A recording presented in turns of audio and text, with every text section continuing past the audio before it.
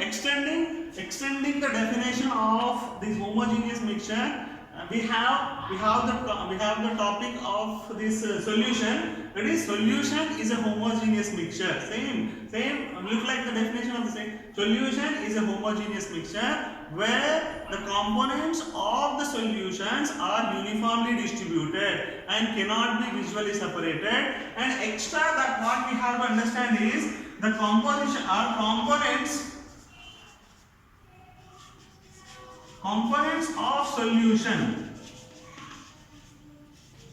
are not separated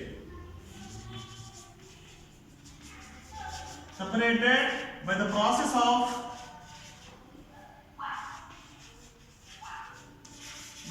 of filtration.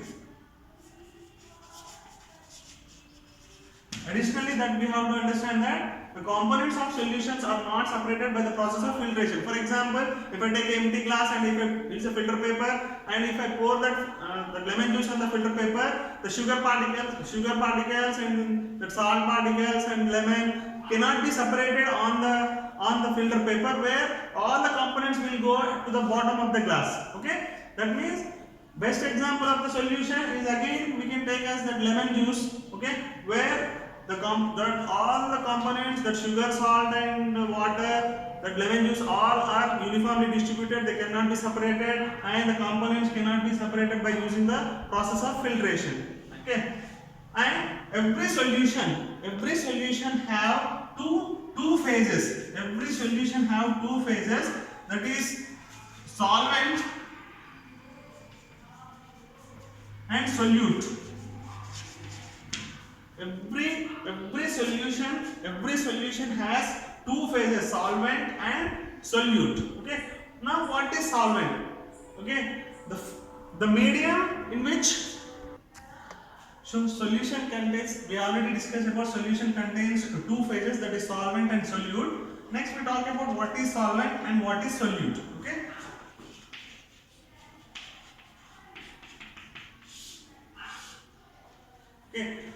solvent is a component of a solution in which remaining all other substances are going to be dissolved in it. Okay, solvent is a component of a solution in which remaining all substances are going to be dissolved in it.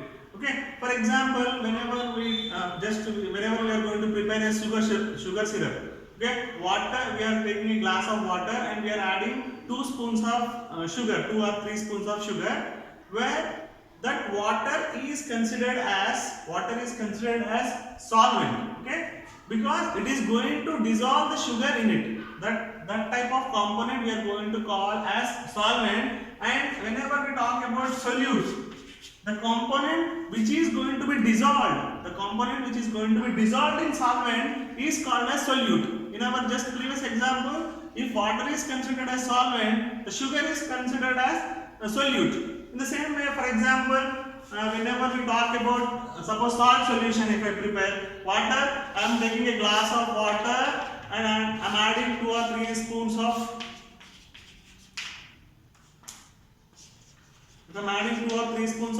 water. This water is going to dissolve the salt in it. So water is considered as solvent, and whatever is being dissolved in solute is considered as whatever is going to be dissolved in solvent is considered as solute. So salt is considered as solute. This is solute and water is called as solvent. Generally, in a solution, solvent will be of large quantity and solute will be of small quantity. Okay, that's what you have to keep in mind.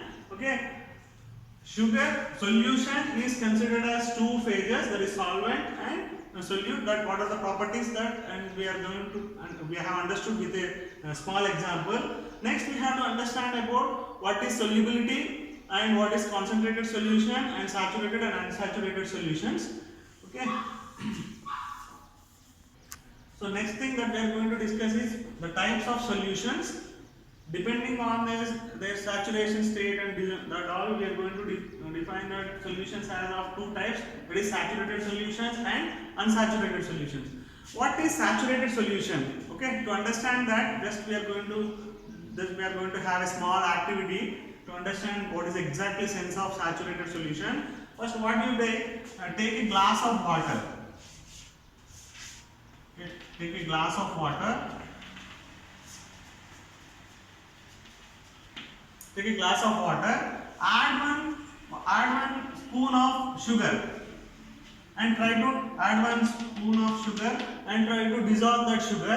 And after complete dissolving of the 1 spoon of sugar, again add 1 more spoon of sugar and try to stir it until the total sugar particles are going to dissolve in it. Continue the process until we have to reach to a stage where no more sugar particles are going to be dissolved in that water. Okay, at that phase of the sugar syrup is considered as saturated solution. Simple. Okay, whenever we are adding first spoon, we are able to dissolve it. Second spoon able to dissolve it. Third spoon, fourth spoon, fifth spoon we are able to dissolve. Sixth spoon we are able to dissolve. For example, after adding 6 spoons of sugar, whenever we add 7th spoon, for example, I am talking about. Okay, if we add 7th spoon, one more 7th spoon of sugar if we add, and if we are trying to dissolve that sugar in this water solution, where we are not able to dissolve the 7th spoon of sugar in this water content, that stage of this sugar syrup is considered as saturated solution. Okay, I hope you understood. It is saturated solution is a solution where there is a chance of no more solute is going to dissolve in solvent. Okay, a solution in which no more solute is going to be dissolved in that solvent, that stage of the solution is called as saturated solution. For example, if I feel hungry, where I am going to eat 1 idli. If I eat 1 idli, I feel even hungry. 2 idlis, 3 idlis, 4 idlis, 5. After eating 5 idlis, if I feel no more idli can be taken with me, okay, that stage of me is considered as saturated. Okay, where I am not able to take 1 more idli, I am happy with that 5 idlis. That is the stage of saturated state. The same thing will apply for this saturated solution also. And whenever we talk about unsaturated solution, the solution which are not saturated are called as unsaturated solution. Simple. For example, in our activity, in previous activity, whenever we are adding 1 spoon, where that spoon of sugar is able to dissolve in it, that is, it is unsaturated. 2 spoons unsaturated, 3 spoons also it is unsaturated. After adding, until we add 6 spoons, that is in the unsaturated state. Whenever we are trying to add the 7th spoon, if we are not able to dissolve in that, so it is considered as saturated. Simple. All unsaturated solutions. Okay, the solutions which are not saturated are considered as unsaturated solutions. Okay. Now, one more thing that we have to understand is what is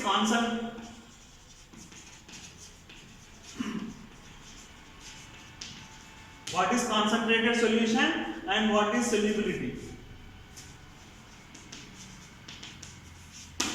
Concentrated solution and solubility is the next topic which is depending on that saturated and unsaturated solution. Okay, concentrated solution.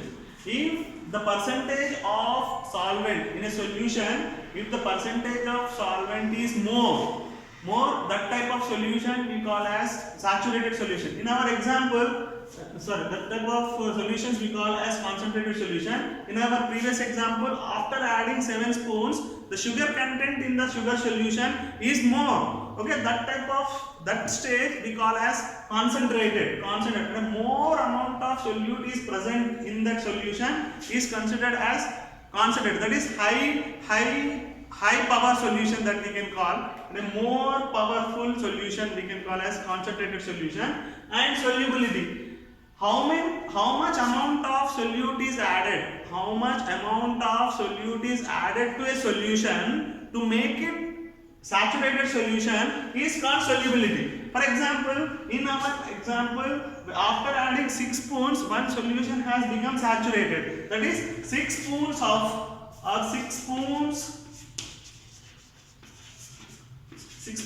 sugar is called solubility in our example.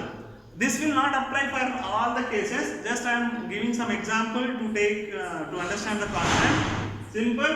The saturated solution where no more solute is going to be dissolved is a saturated solution. After making a saturated solution, that is maximum amount of solute is reached to become a saturated solution. At that phase, it is also called as concentrated solution. It becomes concentrated solution. And how much amount of solvent, how much amount of solute is added to make it saturated, that is called as the solubility of that solution.